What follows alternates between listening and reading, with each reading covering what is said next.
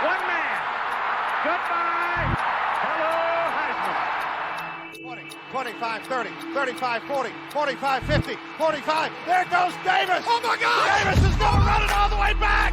Auburn's going to win the football game. They give it back now to the 30. They're down to the 20. All the band is out on the field. He's going to go into the end zone. Four-man Alabama rush. Got him. Oh, no, they didn't. Oh, my gracious. Yep. How about that?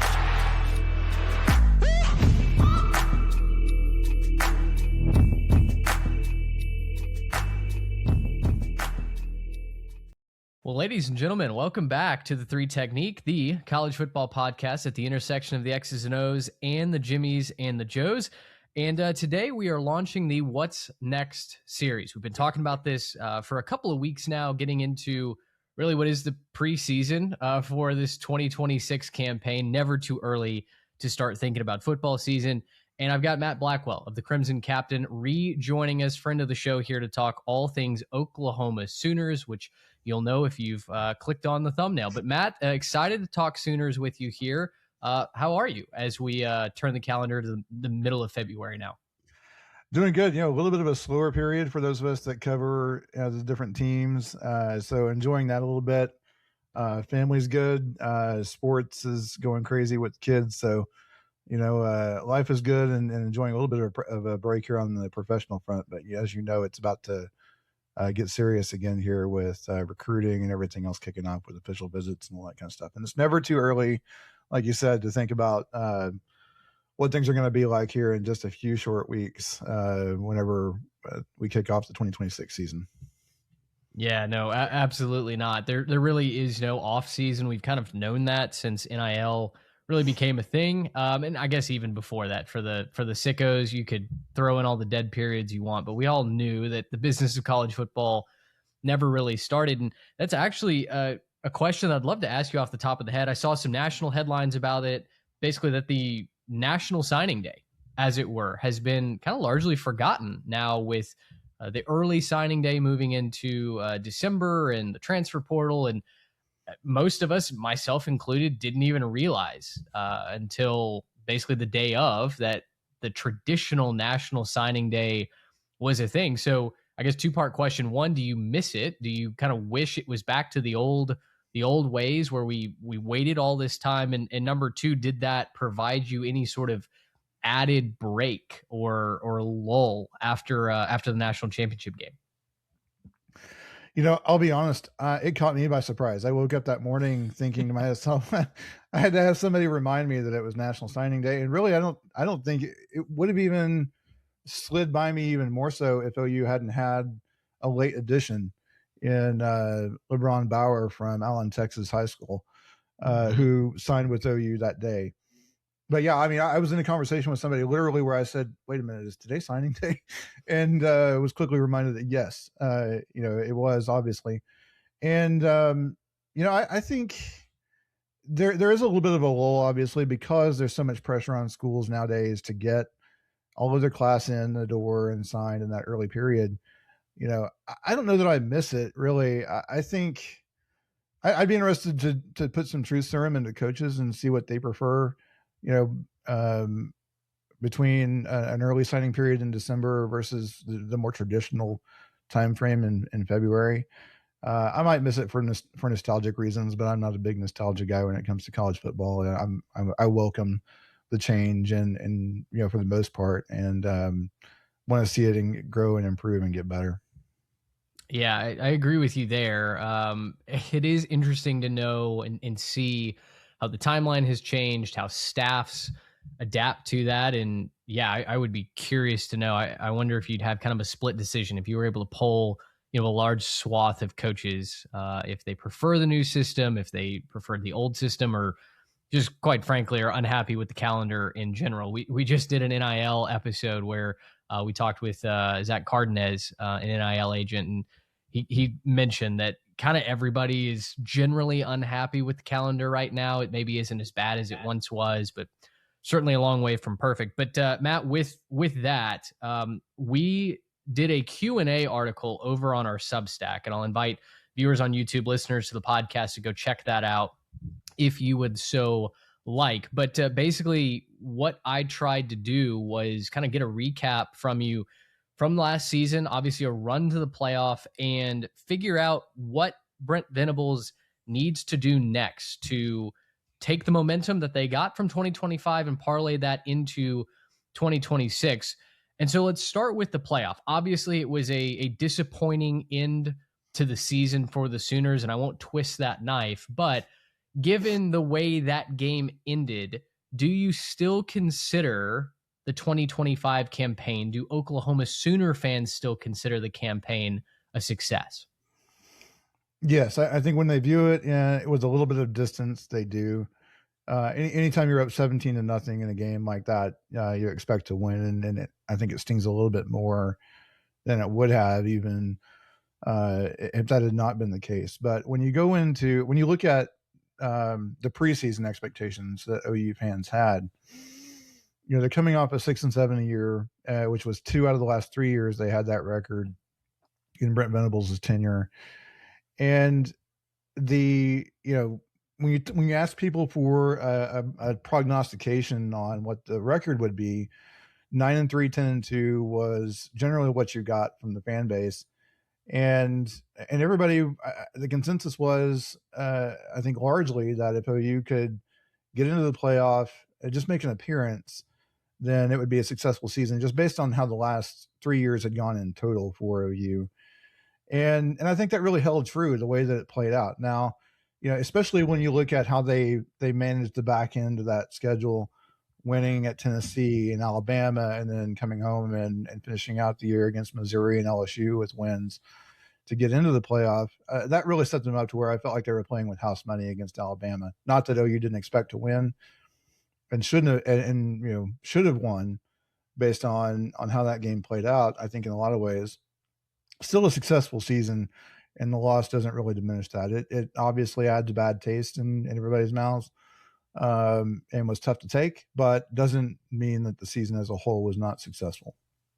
Yeah, I was the one out of the three of us on this show that was kind of beating the drum for Oklahoma, and it was, I think, maybe a little confusing for Sooner fans who 2 years ago were very, very hard on us in the preseason for saying that Oklahoma's offensive line was probably going to be an issue. Of course, we ended up being proven right by that, not only with that projection, but our record prediction with OU as well. But last year, I was the one out of us that kind of turned that around and said, guys, I think 9-3 in a run at the playoff. They didn't ultimately make my playoff field, but a run at the playoff was possible. And I really liked some of the things that we saw from Oklahoma, specifically in that first half before John Mateer got hurt on offense. Now, the defense was fantastic all throughout the season. Yeah. But as we look forward to 2026 and John Mateer coming back and some new pieces in via the transfer portal, what do you need to see from the offense that really felt like it just kind of lacked a step, lacked some spark after Mateer got hurt? I think you've got to have an improved running game. And you can talk about Mateer and the improvements that he needs to make in his game, and those are very valid. But ultimately, I think to some degree, Mateer's the change that you might expect from Mateer is going to be incremental. I don't think he's going to come in and put in, work in the offseason and suddenly be a Heisman Trophy first round, pick kind of guy at this point. I don't think that's the kind of realistic expectation that OU fans should have. And so, can he cut down on some mistakes? Can he be a little bit better in certain situations? I think that's what you can hope for realistically. But if you want to see, I think the biggest area where maybe it's impactful, not just in the running game, but for John Mateer as well, if you can have an improved running game, better offensive line play, better tight end play, both in the passing game and in the running game, then I think that opens the door for you to take some of the pressure off of Mateer and for defenses to have to play OU a little bit differently in a lot of scenarios. And just to give you a little bit of a deeper dive into that, I think the biggest area you could see an improvement for OU based on their acquisitions in the transfer portal is at tight end. They were constantly in scenarios where they were at a mismatch in both the passing game, but especially in the running game. at the point of attack. They didn't have a tight end who they could throw in there who could take on a 6'5", 260 defensive end and hold their own at that level. And that really hindered what OU could do offensively, scheme-wise, in the running game. And, they were playing a bunch of freshmen on the offensive line, a bunch of young players. They had Jake Michael at center, who was in his first year in the system. And so you combine the fact they had some youth on the offensive line with tight end play that was not effective in the running game at all. It really didn't add up to a successful ability to run the ball really at all. And then that suddenly, after Mateer suffered his injury and wasn't the same after that, you saw the result of that, right? So I think if you're looking at that and thinking, okay, how can OU be better? I think that those are two very realistic areas. Have Mateer cut down on some of his mistakes that he had and just be incrementally better, but then make really solid improvements in the running game. I think those are things that you can expect based on who they have coming in. Yeah, and talking about that running game and specifically the stable now is OU looks to make an improvement there. The offensive line wants to take a step forward, but you also had kind of a little bit of a line change in the backfield for Oklahoma, right? Jaden Ott off to the NFL, Taylor Tatum off to Michigan, Devontae Barnes is gone as well. So who is Oklahoma going to have in that backfield, and who is going to need to be the X factor for the Sooners? They need Torrey Blaylock and Xavier Robinson, who were both there last year, to be healthier and to make some developmental improvements, I think. And, one of the curiosities that I have going into next year is how much can improved tight end blocking in particular and the young offensive linemen continuing to develop, how much can that, improve what we see from the running back group? I think, and I know the staff thinks, that both Torrey Blaylock and Xavier Robinson have all SEC type potential in them if they can stay healthy and if they can have good blocking in front of them. So keep those guys healthy. They brought in Lloyd Avant, who wasn't a highly ranked transfer portal guy, but they needed depth there after last year. Jaden Ott, you mentioned Jaden Ott going to the NFL, for reasons that I don't think any of us on the outside will ever fully know. He just didn't mesh with the staff or the team and didn't end up playing. And they were relying on him preseason. He was the guy that they wanted to come in and, be the main guy that could run the show and be really effective at that position. And when he didn't work out, then it all, kind of went downhill from there. And then they had injuries and everything else. Like, there were a lot of things, I think, that really worked against them last year. But if you're going into 2026, Xavier Robinson, Torrey Blaylock, they have a really good freshman in Jonathan Hatton, who flipped from Texas A&M. I'm sure you're familiar. I won't twist Sure that did. knife for you. Sure did. But I think there's already a lot of excitement about him coming in. To what extent as a freshman he can play and be effective remains to be seen. We'll have to see how spring ball and fall camp go. But I think at the very least you're going to have more depth there that's able and willing to play. Let's just say that. So, and the talent is there. Like Torrey Blaylock showed a lot of flashes as a freshman. Xavier Robinson is more of a proven guy who has had success in the SEC already.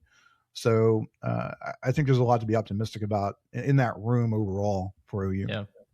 Yeah. It was bizarre not having Oklahoma be able to lean on the running game, right? I mean, that's to me, at least as a non-Sooners fan, it's felt like that's what Oklahoma has been very adept at doing over the last couple of decades, is always having a running back that can lean on you. And obviously DeMarco Murray back in house now, training up the young guys. I love Torrey Blaylock, always did when he was in high school at Atascocita, I believe is where he came out of here in the Lone Star State. And then Jonathan Hatton, as you mentioned, going to be another great one up there in Soonerland. Put a bow on the transfer portal for me. And I guess specifically I'm thinking of Parker Livingston and just kind of the juxtaposition going from the 40 acres up to Norman. Maybe lead off with Parker, but what else did you like that the Sooners did in the portal? So Parker Livingston is a very interesting case. He was a guy that was loosely associated with OU coming out of high school. I think at one point he would have liked an OU offer if you listened to some of the whispers on the recruiting trail and just where that was headed during his recruitment. Ended up at Texas, obviously. There's been a lot of back and forth between him and Texas about just how all that went down and how he ended up in the transfer portal and what those reasons were. Ultimately, you end up with a guy who had a good relationship with Emmett Jones coming out of high school and had some desire to play at OU, some connection there dating back to that. And really wants to be at OU, really wanted to be at OU coming out of the transfer portal.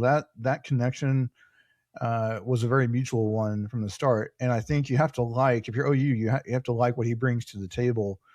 And so I think, how he fits into the picture, how OU wants to use him is something that I'll be watching really closely as they get into spring ball and really start to kind of flesh out what that's going to look like.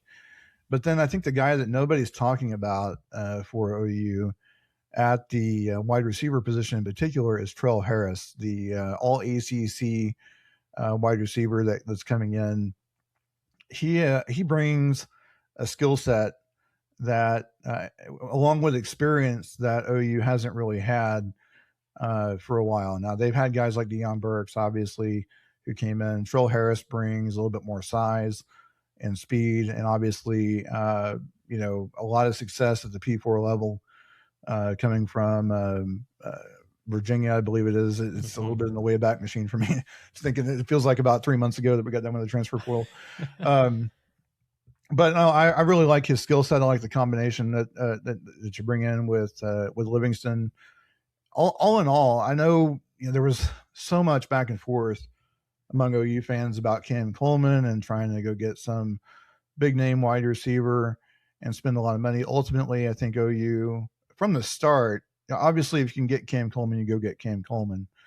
But I think the backup plan, that they had, if you can call it that, of going out and getting two guys that have the kind of skill set you want, can give you some depth and experience going against SEC or Power 4 defenses, I think was a very good move on OU's part. And I think it's one that they'll look back on and say, yeah, that was a good way that things ended up for them. Yeah, and I'm curious based off of that, because I think you make an interesting point that I think a lot of, at least fans of bigger schools, will likely relate to, right? If you can go get a Cam Coleman, a 5-star all-world guy at the position, a one of one, you do it. Yeah. But at the same time, there's a cost-benefit analysis that you have to do. And at one, if he's interested in your school, that's the first starting block there. But given some of the figures that we hear get thrown around for a Cam Coleman, for some of these quarterbacks, it almost feels like the teams that don't end up landing those stars are going the Moneyball route, right? Where, well, okay, we're not going to get that guy, but we're going to recreate him in the aggregate, right? You go get 2 or 3 guys that can match that production over the course of a season. Has that been Brent Venable's approach to the transfer portal? Is it much more analytically driven where, hey, we're confident we're going to get the same production out of this group as opposed to one guy? Like, where has he kind of skewed when it comes to building a roster each offseason? I think it's very much along those lines of understanding the kind of production that they are looking for out of that position based on their offensive scheme. Also evaluating who they have returning among the young players, the freshmen that didn't play last season. They're factoring all of that in. And then they're also considering what do they have to spend to get the guys that are available? What can they get for the money that they can conjure up? And making a good decision about the players that they're bringing in, because part of Moneyball is not just the skill set, it's also who the people are and do they want to be at your school and what does that look like? So I think it's kind of Moneyball. I mean, they have a lot of money to work with in the sense, right. People say they're broke and and want to go that direction with it. That's the other extreme that just isn't true. But do they have the kind of money that Texas A&M does? No. Do they have the kind of money that Texas does? Obviously not. But they have enough to go get good players that can compete at the highest level if they play their cards right, if they're smart about how they invest that money. And I think what you've seen with Jim Nagy coming in the front office to date, you look at some of the results have been a little bit mixed as far as guys like Jay Knott, but I think they're learning some lessons here as you go along, and the way that they attack the wide receiver position in the transfer portal tells you, I think, a lot about how they are adjusting and adapting, because they didn't linger too long on a guy like Cam Coleman. They understood very quickly where they stood in that whole sweepstakes, and they had a plan for how they could go and get guys that meet their needs, kind of like you said, in the aggregate, but don't sacrifice. They're not going out and getting guys that aren't going to be able to compete at that level and help them win a championship. And that's really the line they have to walk, because they don't have the largest coffers out there. But I think when you look at the results and who they were able to bring in, I think you have to like it, and it gives them a good chance. And we'll see if it's successful or not. Well, you talk about seeing if it's successful or not, and you're going to find out pretty quickly, I think, what this Oklahoma team is made out of. It's a challenging start in 2026 for the Sooners. You've got a road trip to Michigan and Georgia. You're playing Texas, obviously, in Dallas, all in the first 5 games. So to you, as you sit here on February 15th, what will define a successful start for the Sooners in 2026? I think you have to go 2-1 against those 3 opponents. Michigan is obviously going to be improved with Bryce Underwood having another year, or having a year now that he's past that freshman season. And ultimately, you can say, yeah, it's difficult, but if you're OU and you want to go to the playoff and you're in the SEC, I don't really think you can go 1-2 in that stretch and be optimistic about what that road looks like, which is a playoff. We talk about a successful season, and you can kind of branch into what would be a successful season. I think if OU has any more than 3 losses, then it will be a disappointment. And if it's 9-3 without a playoff appearance, that's a disappointment. And if you start out 1-2, then not only are you putting yourself in a bad position from your record standpoint, but you've lost to a couple of teams that you'll need a leg up on potentially as you get closer to the end and you figure out, who is going to get those at-large spots, let alone, a path towards an SEC championship game where you can lock things in based on the new rules this year. So, yeah, it's an early start. It's a lot to ask, but I think you've got to go 2-1, and otherwise you make it really difficult on yourself. Yeah, I tend to agree, and it feels like that Texas game. If you manage to go 1-1, maybe you beat Michigan, you lose to Georgia, having everything kind of in that initial stretch come down to the Texas game, that would be absolute cinema for us as college football fans. Maybe heightened nerves for those Sooners and Longhorns out there, but boy, it would be great theater for everybody else. So I don't know, maybe that's what I'm rooting for here as we get ready to flip the calendar to March. How about you flip the page over to the defensive side for me? Defense was fantastic, tied for first in the country during the regular season in sacks. They obviously lose some production, like Mason Thomas, gone to the NFL. So give me just kind of a quick primer on what you expect this defense to look like heading into the new campaign. Okay, so I might sound crazy, but I expect them to be better than last year. I know. Okay. And I really think when you look at it, they don't have as much depth as they did last year. But I think in some ways you're going to have guys that can be, improved. You're going to have young corners like Cortland Guillory, who is just, I think, on a rocket ship as far as his potential and where he's headed with his career. You have some young players on the defensive line, one in particular at the edge spot in Danny Okoye, who I think is going to be the next great pass rusher at OU. He's got first round potential, top 45, if you will, as far as what his future could look like in the NFL draft. And Miguel Javis has proven that he can develop guys at that spot. And so with that kind of confidence, with Okoye's ability, I think you could really see, I don't think you're going to see a drop off in OU's ability to rush the passer. Now, they're not going to be able to run, 8 guys out there across the board at you like they did last year with the same kind of level of talent. There's going to be a little bit of drop off, or a little bit more drop off than they had last year between their first and second units. But I think ultimately you've got a really, really good group, a lot of guys with a lot of experience coming into that system. The one thing that I think that it's unknown for us right now is how good Cole Sullivan is going to be in this system.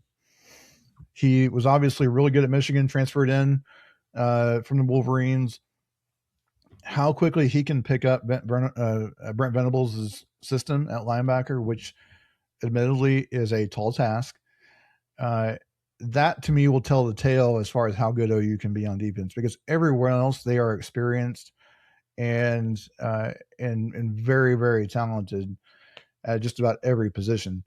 And then it'll be, from there, it'll be how healthy can they stay, and can they have some young players similar to how they did last year, or in 2025. Coming into 2025, you heard some buzz out of camp about how good Owen Heineke was, but nobody had seen him produce. I mean, he had not had any kind of, a major season or major contributions coming into last year, and he turned into one of their best linebackers. And I think the hope is, can they continue to develop the players that they've got? That's the other side of the Moneyball equation that we've talked about. Yeah. Where not only do you have to hit on, budget type players and be able to bring in talent with not as much money as everybody else, but you also have to develop the young talent that you have on your roster coming out of the high school ranks. And I trust this staff to do just that at this point. So, I expect OU's defense to be better than last year in a lot of ways. Well, hey, that is why I have you on the show. Cook up those takes and give us something to dive into throughout the offseason.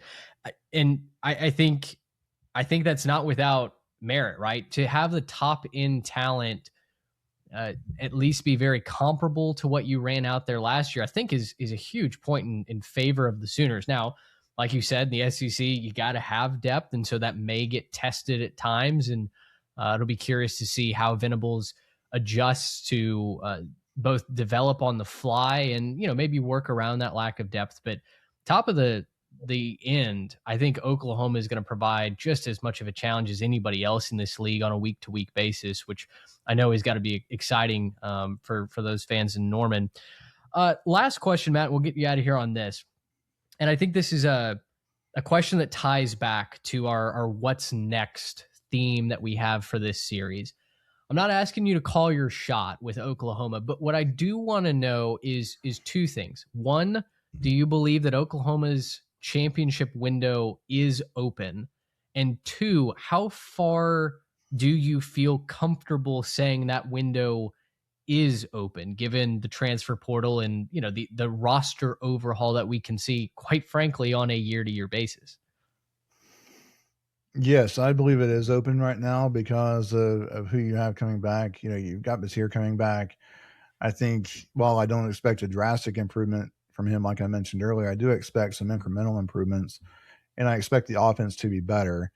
And if I expect the offense to be better and I expect the defense to be better, then I believe that OU could compete for a national championship this year. Now, for me, as far as the window goes, I think it's year to year, because you have to figure out who is going to be a quarterback in 2027. And that could have a wide range of, that could create a lot of differential in terms of what your expectations are for OU, as well as how things play out on the defensive side of the ball, who develops among the young players, who can they plug in from guys that they are going to lose in the draft after this year, most likely, both graduating seniors as well as guys that are juniors that I expect will go pro if they have the kind of season that ultimately I think they will. So there's going to be a lot of questions after this season about how the next roster is constructed that to me would give a little bit of hesitation about trying to say at this juncture in February 15th of 2026 that right. that their window could extend past this year. Yeah. Fair enough. Exciting times, I think, for the Sooners. It's a fun roster. It's a challenging schedule. It will certainly give us entertainment on a week-to-week basis. Matt, really appreciate you joining us on the show once again. Let the people know, if they didn't hear you the first time, where they can find you and all things Oklahoma Sooners coverage. You can find me at crimsoncaptain.com. I'm on X or Twitter, as us old heads like to call it, as at in Blackwell. And everything I've got, you'll find me there. And thank you again for having me on. It's always good to talk to you and talk some shop, talk some ball. Absolutely. Just a pleasure. We'll do this again soon. Matt Blackwell from the Crimson Captain. Make sure you go follow him. Check out everything Oklahoma Sooners coverage that he's got going on over there. And for you guys, the Jimmies and the Joes, whether you watch it on YouTube, listen to the podcast, we really appreciate it. We've got many other teams coming up in this What's Next series. We certainly invite you to be a part of the ride, subscribe to the show, follow us on all of our platforms at 3 Technique. And for Matt Blackwell, myself, Mitch Mason, until next time, so long, everybody.